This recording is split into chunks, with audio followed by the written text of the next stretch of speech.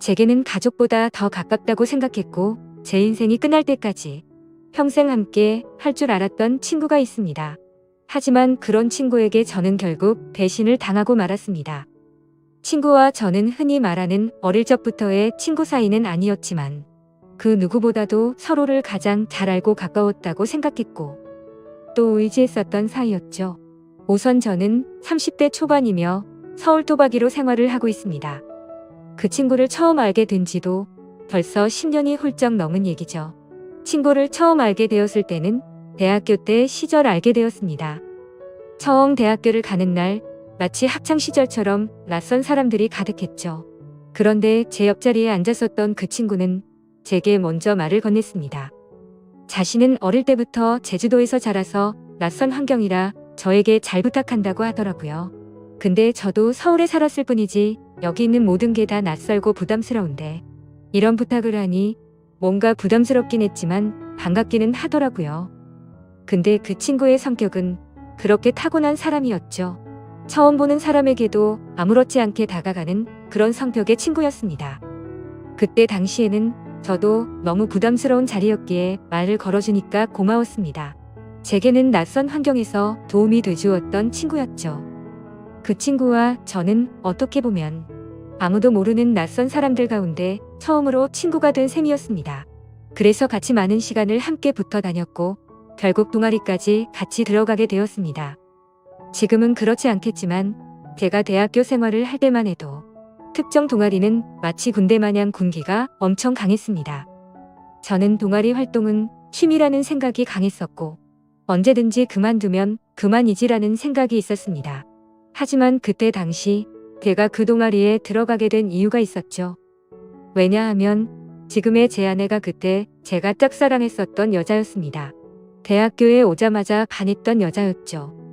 저희 학과 특성상 대부분 남자들이어서 그런지는 모르겠지만 제 아내는 그때 당시에 몇 명 안 되는 여자들 중에서도 아주 인기가 많았죠. 지금에서야 하는 말이지만 저 말고도 고백을 많이 받았다고 했던 걸 들었습니다. 아무쪼록 저는 신입생 환영회에서 제 아내를 처음 만나게 되었고 예쁜 외모에 밝고 털털한 성격에 첫눈에 반하게 되었습니다. 그래서 가까이 지내고 싶었고 매일같이 보고 싶었죠. 하지만 평상시에 마주치고 싶어도 잘 보이지가 않더라고요. 그래서 저는 도대체 왜 잘 보이지가 않나 싶어서 원인을 찾아봤습니다. 알고 보니 제 아내는 학과 생활보다도 동아리에 더 뜻이 깊었던 건지 수업 시간 외에는 늘 동아리에 있더라고요. 그래서 잘 보이지 않는 이유가 동아리 때문이란 걸 알게 된 후로 저는 그 동아리에 가입을 하게 되었습니다. 근데 제 친구도 제가 가입한 동아리를 따라서 가입하더라고요. 그때는 단순히 저를 따라서 가입한 걸로만 알고 있었습니다. 그것도 10년이 넘게 그런 생각을 갖고 있었던 거죠. 그때 당시에는 많은 게 즐거웠습니다. 성인이 되고 나서 술을 마시는 것도 새롭고 즐거웠고 동아리에 가서 스트레스를 받을지언정 제가 사랑하는 아내를 매일같이 볼 수 있었으니까요. 그런데 그런 마음만 가지고 적성에 맞지 않는 동아리에서 오랜 시간을 보내기에는 많은 고통이 뒤따르더라고요. 제가 동아리에 별로 관심이 없는 걸 알아챘는지 바로 윗기수의 남자 선배 한 명이 어느 순간부터 저를 자꾸만 건들더라고요. 니까 짙게 왜 여기 와서 물을 흐리냐. 이따위로 시간 때울 거면 꺼지라고 하더라고요. 저는 자존감이 너무 무너졌고 화가 나서 그만둬버릴까? 라는 생각을 한두 번 한 게 아니었습니다. 하지만 제가 좋아하던 아내가 동아리에 있었기에 차마 그럴 수가 없었죠. 그러다 저는 선배가 하는 말에 도저히 참지를 못했고 큰 각오를 하고 결정을 했습니다. 내가 나가는 일이 있더라도 고백은 하고 나가겠다라고 말이죠. 그래서 고백을 하려고 몇 날 며칠을 기다렸습니다. 그러다 때마침 고백을 할 수 있는 기회가 생겼죠. 저는 시험 기간이라 공부를 했고 밥을 먹고 잠깐 잠이나 잘까 해서 동아리방에 들렸더니 제 아내가 혼자서 동아리에서 있었던 거죠. 그래서 저는 무조건 오늘 고백을 해야 하는 기회이구나 싶었고 제 진심을 담아서 고백을 하게 되었습니다. 하지만 그 말을 듣더니 곧장 아내는 장난치지 말라며 저의 고백을 거절했었죠. 그래서 저는 장난으로 하는 말이 아니고 당신 때문에 관심도 없는 동아리에 가입까지 했다고 말했습니다. 그러자 아주 오랫동안 깊은 생각에 잠겨서 고민을 하더라고요. 그러면서 자신은 고민할 게 있다면서 생각을 해보고 대답을 해준다고 했습니다. 그날로부터 일주일 정도를 기다렸습니다. 제 아내는 저의 고백을 받아주게 되었고 저희는 교제를 시작하게 되었죠. 그 이후 저는 동아리를 탈퇴하려고 했지만 여자친구가 여기에 있는데 다른 남자들이 찝쩍거릴 것 같아서 결국 끝까지 버텼었죠. 하루하루가 행복했었고 대학교를 오기 잘했다고 생각했습니다. 첫눈에 반했던 여자와 연애를 하게 되었고 평생을 함께할 만큼 마음에 단짝이라고 생각되는 절친한 친구가 생겼으니까요. 저와 아내는 자연스럽게 친구도 함께 자주 다니게 되었습니다. 그러다 결국 저는 군대를 가게 되었고 친구는 미국에서 출생만 한 미국 시민권자였기에 군대를 면제받게 되었죠. 저는 친구에게 말했습니다. 여친에게 다른 남자들이 절대로 찝쩍거리지 못하게 잘 부탁한다고요. 그러자 친구는 그런 걱정은 하지 말라며 건강히 잘 다녀오라고 했고 저는 그렇게 군대를 가게 되었습니다. 제 아내에게는 정말 미안하고 고마웠습니다. 서로 만나게 된 지 1년밖에 안 됐을 때 혼자 내버려 두고 가야 했기 때문이죠. 그리고 2년을 한결같은 마음으로 기다려주는 모습에 제가 평생 책임을 져야겠다 생각을 했습니다. 그렇게 저와 아내는 군대를 다녀온 시간을 포함해서 5년이라는 길다면 긴 시간 동안 교제를 하게 되었고 곧바로 결혼을 하게 되었습니다.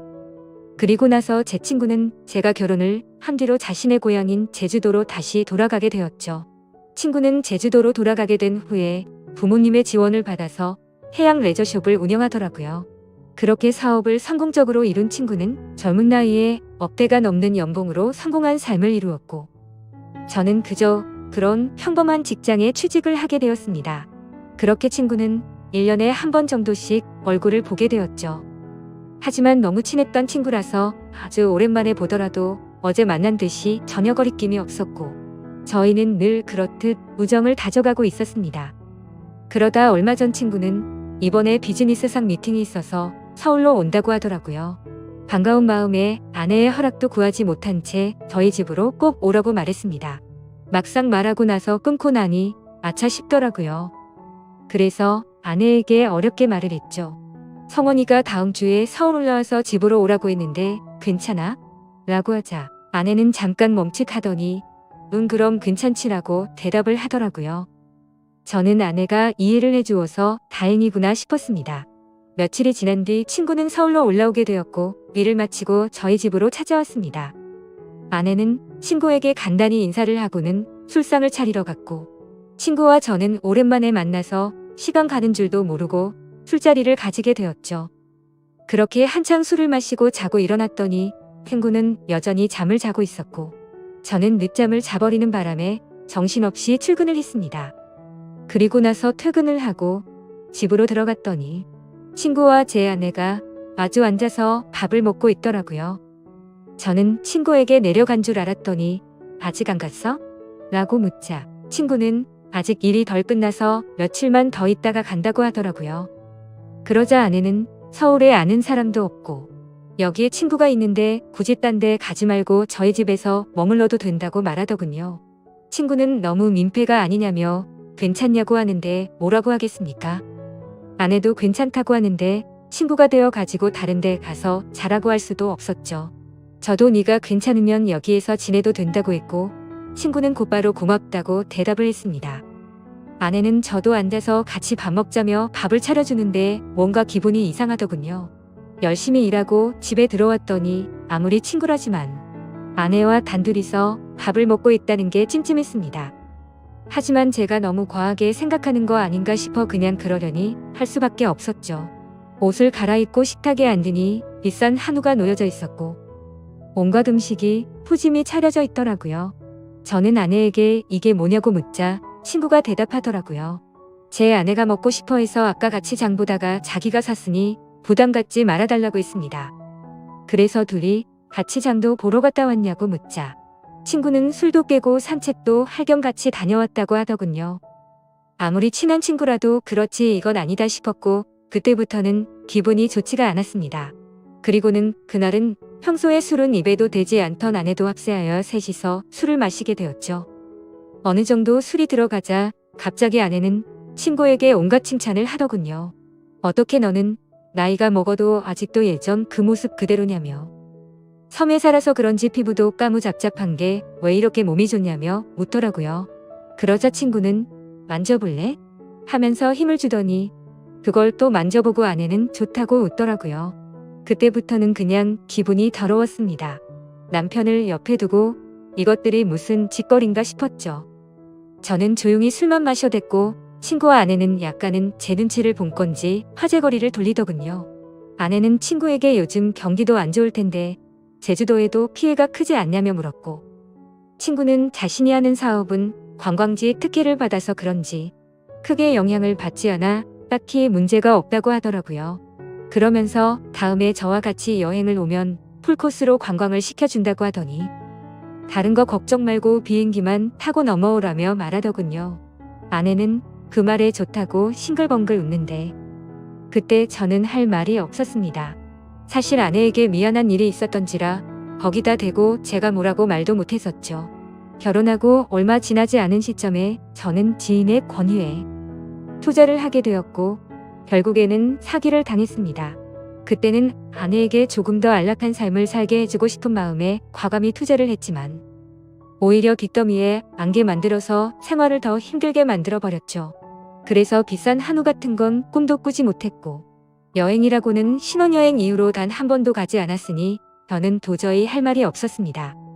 기분도 좋지 않고 화를 내기도 애매한 마음에 그만 자리를 끝내고 싶었죠. 그래서 저는 제가 자리에서 일어나면 술자리가 끝날 줄 알고 말했습니다.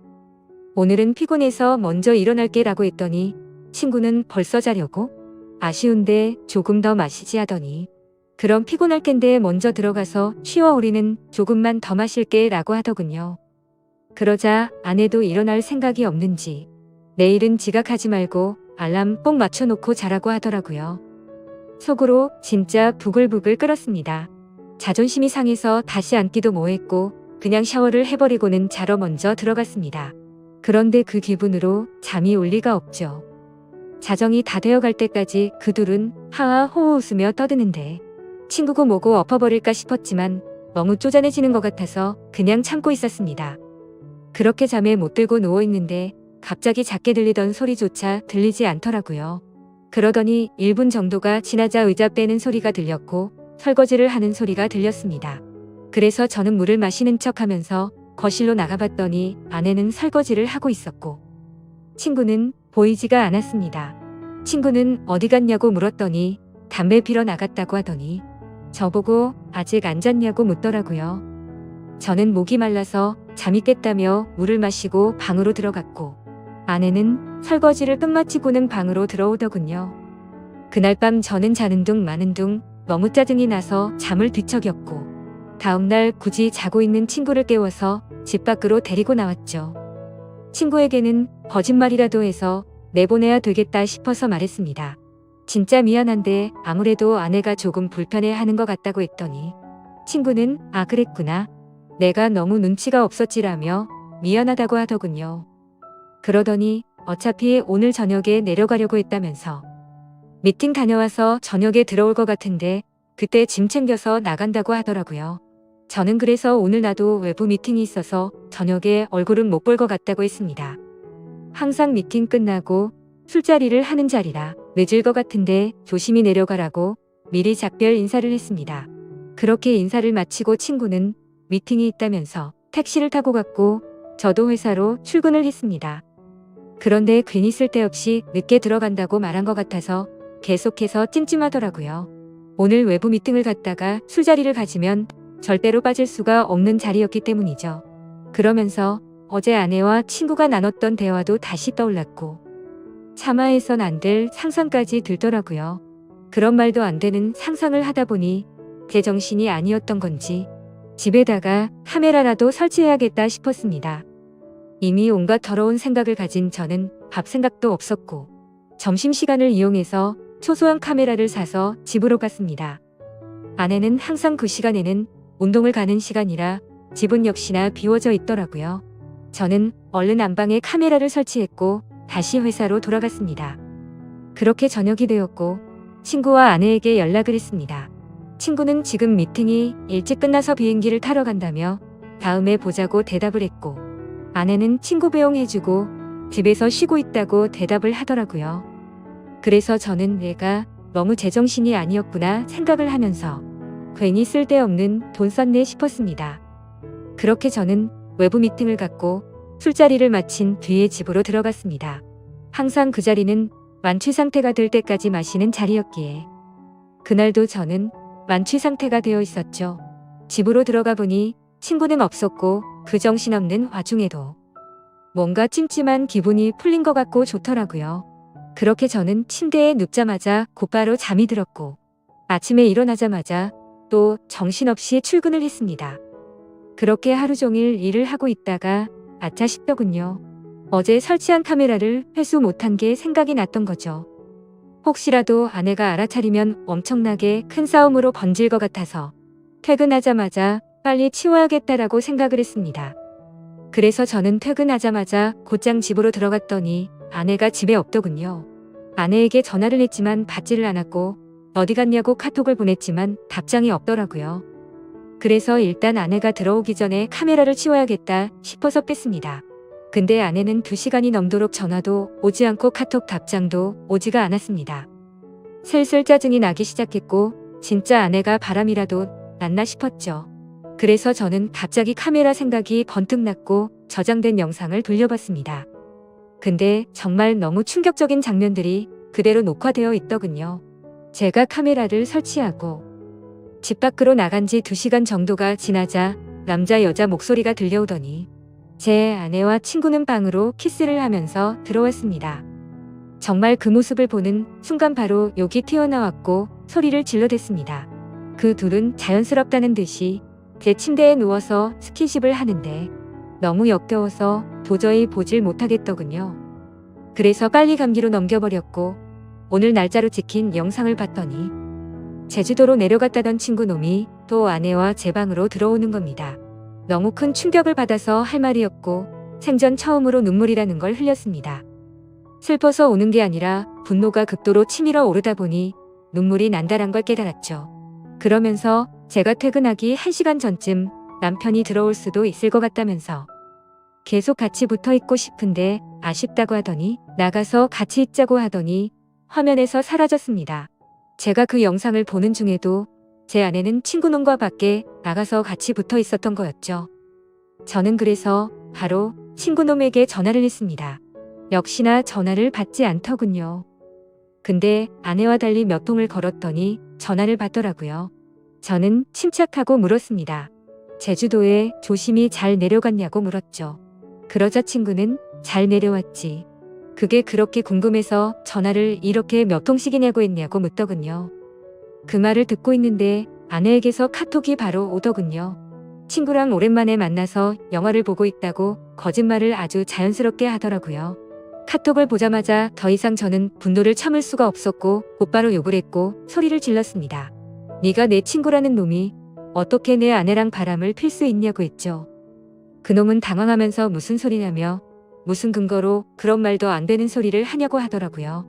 저는 그래서 내가 전에 집에 도둑 들 것 같아서 카메라 설치해놨는데 이건 몰랐냐고 욕을 하니까 갑자기 아무 말이 없더니 전화를 끊더군요. 아내도 곧바로 카톡이 더 이상 오지 않았고 2명 다 전화며 카톡이며 제 연락을 무시하고 받지를 않고 폰을 꺼버렸습니다. 이게 바로 며칠 전에 벌어진 말도 안 되는 상황입니다. 어떻게 이런 일이 벌어질 수가 있는지 너무 충격적이어서 말도 제대로 나오지를 않습니다. 이미 장인 장모님께 연락해서 있는 사실 그대로를 말한 상태이고요. 더 웃긴 건 친구놈은 죄다 거짓말투성인 정신나간 놈이었습니다. 친구놈이 운영하고 있다는 해양 레저숍의 연락처를 알아내서 전화를 해보니 전화가 되지 않더라고요. 그래서 저는 로드뷰를 이용해서 그 위치를 찾아냈고 근처에 있는 가게에 연락을 해서 물어봤습니다. 정말 죄송한데 제가 급한 일이 있어서 그런데 그쪽 옆에 있는 해양 레저숍 혹시 문을 열었냐고 했더니 이미 폐업한 지 몇 달이 됐다고 하더라고요. 그리고 너무 답답한 마음에 대학 시절 같이 알던 친구에게 연락을 했더니 결국 설마 했는데 그 둘이 사고를 칠 것 같더니 일을 냈구나 라고 말하더군요. 무슨 말이냐고 물어보니 걔가 군대에 갔을 때도 이 둘은 매일같이 붙어 다녔다고 하더라고요. 그래서 주변에서 이상하게 보긴 했지만 딱히 스킨십을 하고 이랬던 건 아니었고 제가 있을 때도 셋이서 자주 다녔기에 그냥 친구 사이로 같이 다니는구나 했답니다. 도대체 어떻게 사람이 이런 거짓말을 아무렇지 않게 할 수가 있을까요? 아내는 그 친구놈의 재력이 부러워서 정신이 나갔던 건지 아니면 대학 시절부터 그놈에게 마음이 있었던 건지 알 수가 없고 이제는 알고 싶지도 않네요. 아무튼 이것들을 용서할 생각은 절대로 없고 연락이 되는 대로 곧바로 모든 사실을 알려주고는 이혼을 하려고 합니다. 혹시라도 더 큰 복수를 할 수 있는 방법은 없을까요? 정말 손이 덜덜 떨리고 너무 열이 받아서 속 시원하게 복수를 하고 싶은 심정입니다. 너무 흥분해서 쓴 글이라 엉망진창인데 읽어주셔서 감사합니다.